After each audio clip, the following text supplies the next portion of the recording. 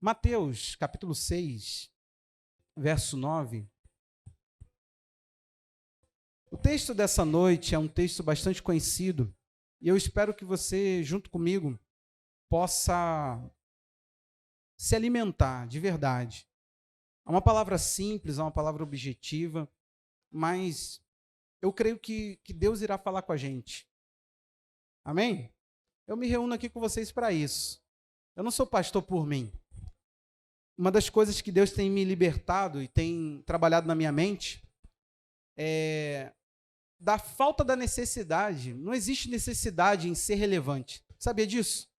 Dentro da igreja começaram a ter eventos, propostas, de que as pessoas que andam com Deus têm que ser relevantes. Não, você tem que ser você para as pessoas. O relevante, ele está procurando ser maior, ele está procurando se destacar. O servo de Deus, ele procura servir, só isso. Eu não estou aqui para ser famoso, não é porque sou pastor, eu estou dizendo que eu não estou aqui para me sentir importante. Eu estou aqui para entender a minha necessidade na sua vida. Isso gera trabalho. Para quem quer fama, ele quer os palcos, ele ama as plataformas. E nós amamos a Jesus. Amém? A palavra dessa noite é com base naquela oração modelo, Pai Nosso. Você já orou lá no seu futebol? Você já viu em ambientes onde são chamados de ecumênicos, né? Onde tem mais de uma fé? Então, nesses ambientes, a gente fala essa oração como uma oração modelo, como uma forma da gente simplificar a forma de orar. Mas eu não quero falar em si dela, eu quero falar de uma frase que está nela. E é bem interessante. Veja comigo. Verso 9 diz assim: portanto, orem assim. Olha a instrução de Jesus. Pai nosso, que estás nos céus, santificado seja o teu nome, venha a nós o teu reino, seja feita a tua vontade, assim na terra como no céu. O pão nosso de cada dia dá-nos hoje. Olha essa frase, essa é a nossa. E perdoa-nos as nossas dívidas, assim como também perdoamos os nossos devedores. Nós vamos falar de dívida. Você vem na igreja, você fala assim, pastor, a gente está fazendo um negócio aí chamado Casa de Paz, a gente quer ter paz na igreja, pelo menos. Você vai falar de dívida. Isso, nós vamos falar de dívida, boleto, cartão de crédito, fatura. Nós vamos falar disso. Mas fique tranquilo que eu não vou falar da dívida que sujaria teu nome. Eu quero falar de uma dívida que suja teu nome, mas de um outro ponto de vista. Então nós vamos falar aqui de falta. O nosso tema é em dívida com Deus. Sabe quando nós estamos em falta? Isso é dívida. Quando o que se espera de você, você não faz. Isso é estar em falta.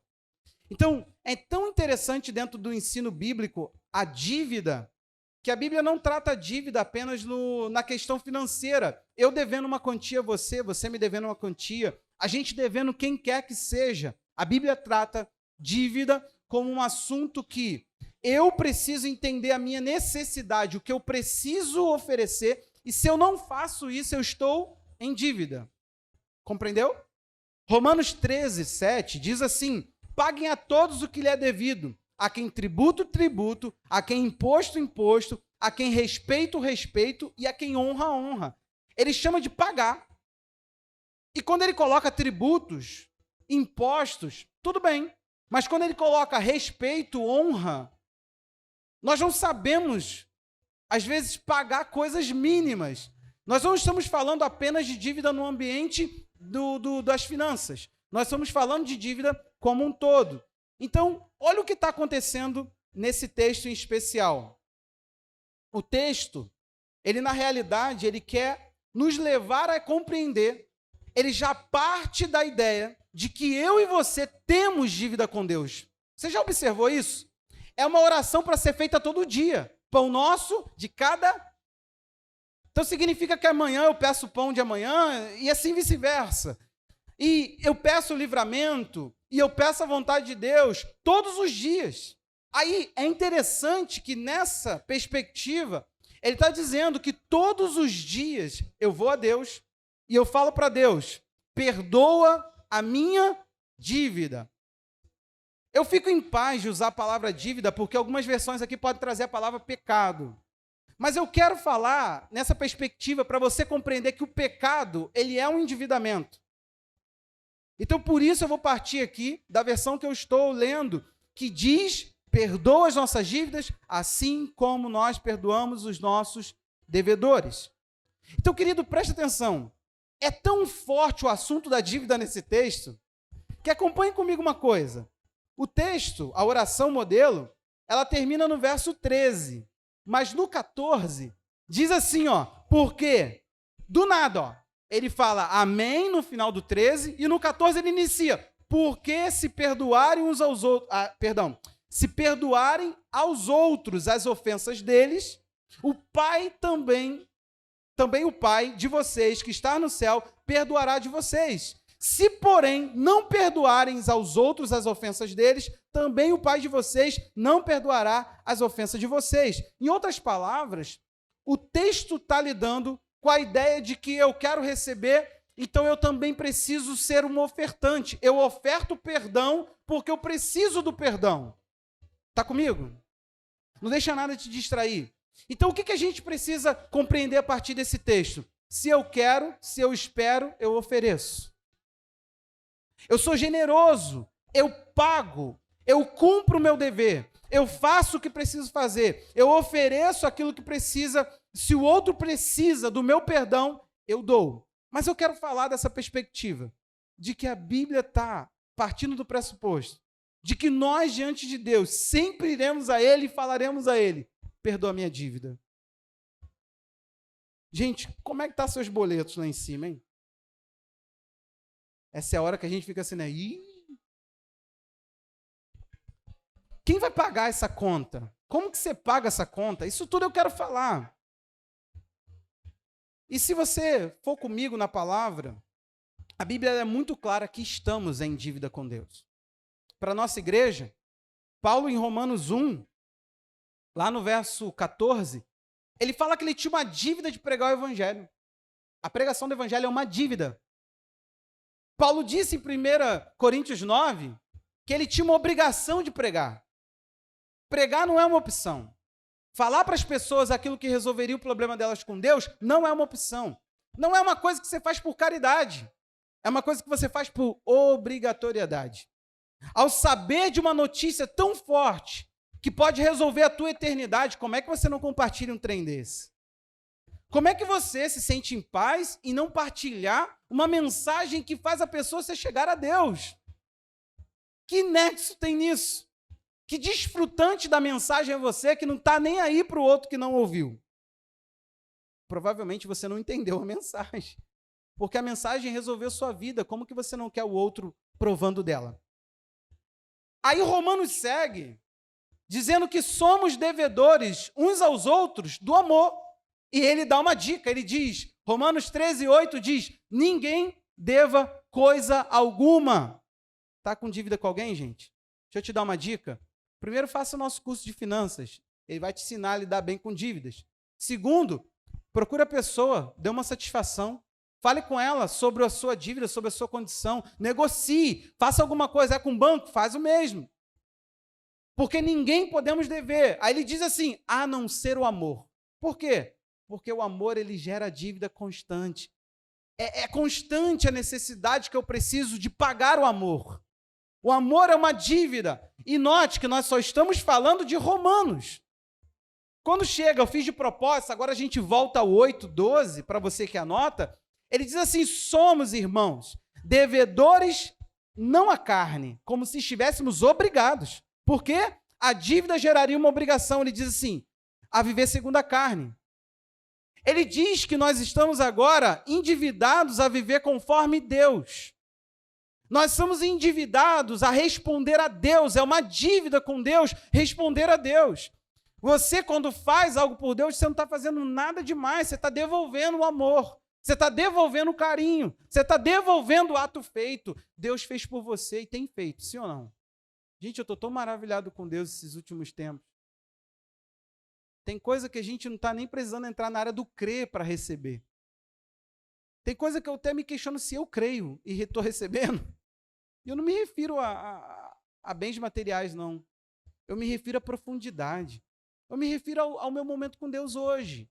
A poder sentar numa cadeira de perna para o ar, literalmente, fechar os olhos e Deus falar profundamente comigo e falar sobre minha vida comigo. Você tem noção o que é o Deus eterno parando para falar comigo? Eu? Tem noção o que é Deus orientando a sua vivência, o seu dia a dia? Você tem noção o que é ter Deus com a gente, guiando tudo que a gente faz? A gente poderia estar vivendo de forma perdida, despropositada, à toa, esperando a morte. Alguns falam, nem fala de morte. Mas para que tu tem vivido? É isso que eu estou falando, Deus orientando o nosso caminhar. Então, esse texto que nós partimos dele, ele deixa muito claro, e outros textos mais, de que nós temos uma dívida com Deus. Como é que você vai quitar isso? Deus lhe cobra, Deus lhe pede, Deus lhe chama. Sabe por quê? Ele não quer pegar seus boletos e ficar jogando na mesa e falando, vem cá, tu tá ruim, cara. Um dia eu volto para cobrar isso tudo de você. Negativo. Ele quer pegar os seus boletos, colocar sobre a mesa e falar assim, vamos resolver, porque já foi resolvido. Pega o preço da cruz, pega o preço de Cristo e resolve essa questão. Teve uma vez que Deus falou algo comigo muito forte. Eu estava remoendo coisas e Deus falou assim, Jeff, se resolve na cruz. E eu não tinha entendido como é que Gálatas é tão central isso. Como é que Deus trabalha em Gálatas para mostrar a nós que Ele nos resolveu na cruz, Ele crucificou nossa carne na cruz Jesus se tornou a vida que eu preciso viver. Na cruz, a Bíblia diz em Gálatas, tudo isso em Gálatas. E Ele me mostrou assim, e eu falei, Deus, eu hoje tomo a decisão, a postura de resolver a minha vida na cruz. Eu não tenho mais pendências, eu não tenho mais dívida, eu não me sinto cobrado, eu não vou cobrar. Coisa deliciosa. Agora, você sabe, eu tenho repetido uma frase porque eu tenho visto ela na prática. Todo bom cobrador, vocês estão muito ruins de ditado. É um mal pagador. Obrigado, Jorge. Me ajuda aí, pessoal. Só que não entende de ditado. Tá difícil. Agora, você sabe uma coisa? Imagina se no Brasil estivesse o dia do perdão, onde todas as dívidas fossem quitadas. Gente, você tem noção que um candidato a presidente fez uma campanha com base? Vou tirar o seu nome do SPC. Você tem noção que o brasileiro é um povo tão endividado que a campanha do cara foi, vou tirar teu nome do SPC. Vou pegar você. Nós somos mais de 60 milhões de endividados no país. Foi ele que falou. Você tem noção? Em Israel, havia um ano chamado Ano do Jubileu. Quem já ouviu falar? O Ano do Jubileu, ele era um ano onde todas as dívidas eram quitadas. Deixa eu te explicar isso. A terra de Israel, Deus chama ela de minha terra. Ele não deu ao povo. Eu vou te mostrar isso. Ele emprestou, assim como ele fez com a sua vida. Ele deixou sobre posse. Ele falou para o povo, pode morar aí. É muito comum na nossa região aqui pessoas não terem escritura definitiva, ter uma escritura de posse. Ou seja, a pessoa está apossada do terreno, ela usa do terreno, mas não é dela. Ela não tem direitos. A posse, ela não é transferível por herança. Você sabia disso? Me perdoe se eu estiver errado, mas essa era a última informação que eu tive. Eu tive que entender de posse. Para a glória de Deus, esse terreno aqui é escriturado. É difícil, é muito difícil. Os moradores aqui sabem o que eu estou falando, não é porque tem uma questão antiga de terrenos divididos. Então preste atenção, assim era a terra de Israel. Em Levítico 11 você acha a base para o ano do jubileu, não precisa abrir. E o que tem lá? Quando a pessoa ia vender uma propriedade que era agrícola, o povo sobrevivia por isso. E o que eles tinham que fazer? Eu me endividei, ou eu quis vender um pedaço da minha terra. Eu tinha que somar os anos do jubileu e falar para o André, eu te vendo minhas colheitas. Eu não vendia a terra, eu vendia para o André, eu arrendava. Para o pessoal que conhece aqui da linguagem agrícola. Assim como se pode fazer numa área rural. Chegaram para o meu sogro, ele tem um terreno lá, né? A família agora tem um terreno lá em Minas. Falaram assim, você não quer arrendar para plantar aipim? É assim. É dessa maneira que as coisas funcionam e funcionava. Então, o que acontecia? Eu vendia para o André, eu calculava os anos do jubileu e falava assim, André, você vai me pagar X. Por quê? porque no ano do jubileu, o André teria que devolver a propriedade para mim. A propriedade não podia ser transferida, porque Deus falou assim, também a terra não será vendida em definitivo, porque é minha. Vocês são estrangeiros e peregrinos. A terra era dele.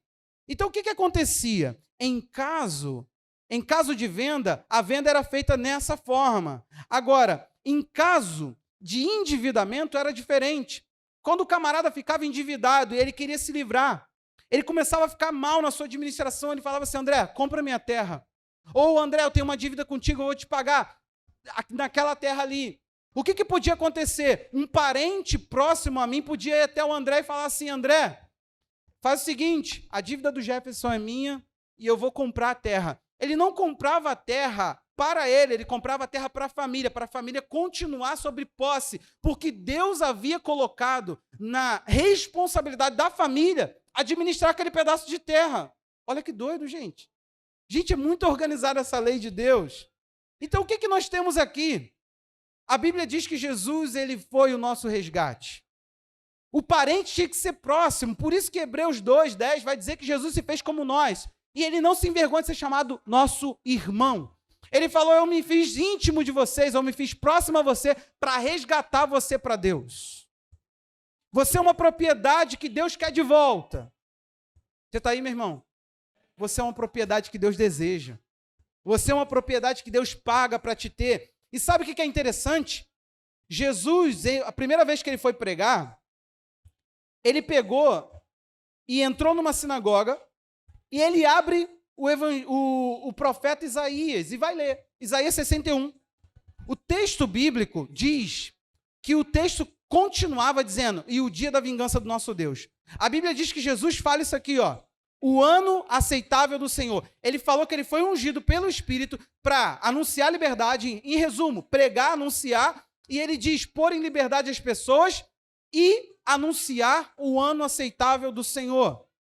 Preste atenção. O que acontece aqui? Jesus está fazendo menção ao ano do jubileu. 50 em 50 anos. 50 em 50 anos. Não é mais praticado. Não tem mais perdão das terras. Vendeu, está vendido. Agora, olha que lindo. Porque Jesus podia continuar o texto dizendo, Deus vai se vingar. Ele fala, não. Deus quer que você saiba que o ano agora que Ele quer que eu anuncie é o ano do perdão das dívidas. Aí eu lhe faço uma pergunta, meu irmão. Por que você está vivendo endividado, com a mente pesada, correndo o risco de um dia encontrar Deus e descobrir que tu tem um boleto enorme lá em cima e você vai ter que dar conta e não vai ter como pagar isso? Por que correr o risco de ter diante de Deus uma condenação, sendo que hoje Jesus podia falar, o evangelho é para o dia da vingança de Deus. Não, ele falou, Deus agora estabeleceu um jubileu eterno. E eu louvo a Deus, meu irmão. Eu louvo a Deus porque Jesus, ele quitou nossa dívida. Você não tem mais dívida com Deus. Você pode não crer nisso, você pode não crer em Deus, você pode desfazer Deus. A sua dívida está quitada. Infelizmente, você está só desperdiçando o sacrifício. E sabe o que vai acontecer? Por você não entrar com Deus na quitação da dívida que Deus pagou, é como se a gente virasse. No Brasil tem uma coisa ruim, né? Dívidas caducam, nomes limpam, né? Não sei se está assim ainda. Mas sabe o que acontece? Imagina que de repente o banco te liga e fala assim, tu está livre. Tu não está mais negativado, tu fala assim, não, eu faço questão. E põe todos os juros que eu posso pagar aí, porque eu quero... Tem gente que vive assim. Não, eu quero juros. Eu quero tudo, eu quero pagar, eu quero sentir a dor. É quase que mutilação, dor, para lidar com a frustração. Pelo amor de Deus, meu irmão, resolve a tua vida. Jesus quitou teus boletos e você está aí, vivendo com dívida, não sei nem por quê. Por que você ainda permite acusação, se foi ele que te comprou, pagou preço, ele resgatou. Deus podia, mas ele não te tirou assim a torta e a direita. Ele falou, tem um débito, então vamos quitar.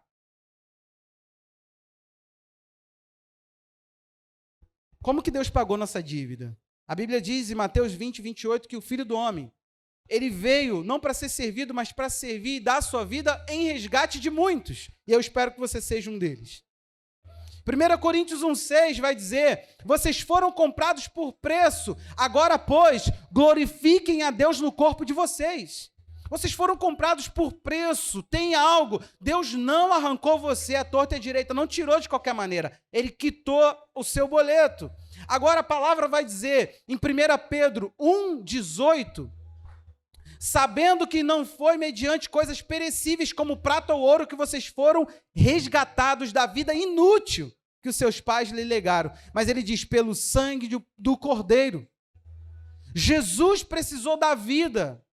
Talvez você não compreenda isso, mas são princípios legais, é legalidade. Como é que Deus iria explicar o sumiço da sua dívida? Já pensou? Eu sei que aqui na igreja nós temos alguns boletos. Um boleto, aliás, chamado Cantina. A Nice que tem o livro da vida aqui da igreja. E se o teu nome for achado nesse livro... Ih, caraca, parece ter ameaça, né? Não, eu não vejo o livro não, fica tranquilo. Eu estou dizendo... Não sei nem porque eu estou dizendo isso. Mas a Nice pode perdoar a tua dívida. Era por isso que eu ia dizer isso. Imagina que ela chega e vira para o André e fala assim, André, a partir de hoje você e seus filhos não devem. Família é grande, né? É maldade com família, gente. É maldade cantina, cara. A pergunta que não quer calar. Você não ficaria enciumado em saber que simplesmente a Anice, do nada, com base no nada, ela decidiu quitar sua dívida, a dívida do André? E de repente ela fala assim, os demais... Ela pega o microfone e fala assim, André está perdoado, e os demais? Eu quero o preço agora. Com base em quê, meu irmão? Ela enlouqueceu, de alguma forma ela preferiu o André, e o que justificaria isso? É injusto, é injusto. Você iria falar depois do culto, pastor, eu quero conversar com o senhor aí, estou saindo da igreja, culpa da Anice. Por quê, meu irmão? Não sai não. A Anice perdoou a dívida do André. Simples assim. Agora nós temos grupos prediletos, é assim que a gente está tratando, a gente não entende que Jesus nivelou a todos para depois cobrar a todos igualmente. Então nós não estamos no tempo da vingança, nós estamos no tempo da aceitação, do ano agradável de Deus. Deus perdoou dívida e Ele está disposto a continuar perdoando. Agora, vai chegar o dia.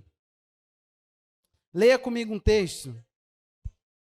Salmo 49, versos 7 a 9. Esse eu quero que você leia comigo. Ao irmão, verdadeiramente, ninguém o pode remir, nem pagar por ele a Deus o seu resgate.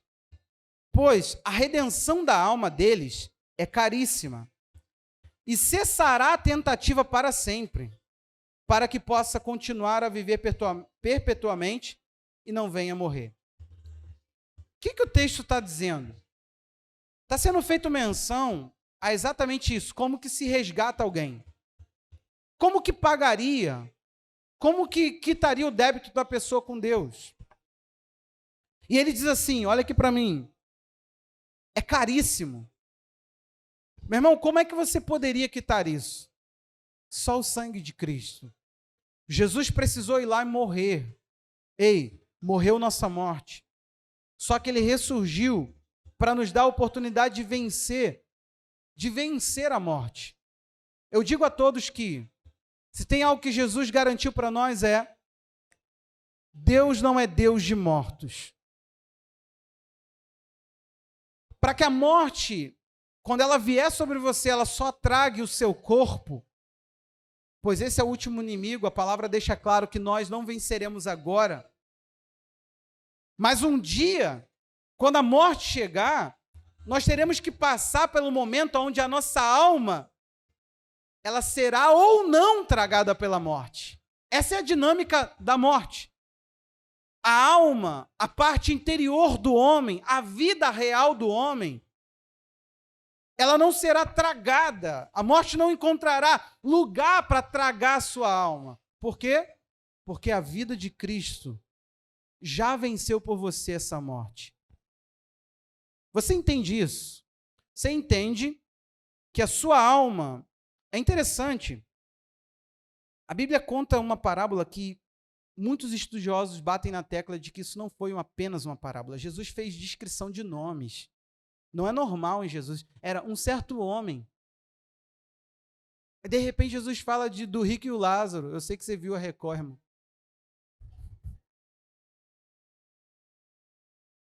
Nessas horas ajuda um pouco. O tema, pelo menos. O que aconteceu quando eles são levados ao seio de Abraão?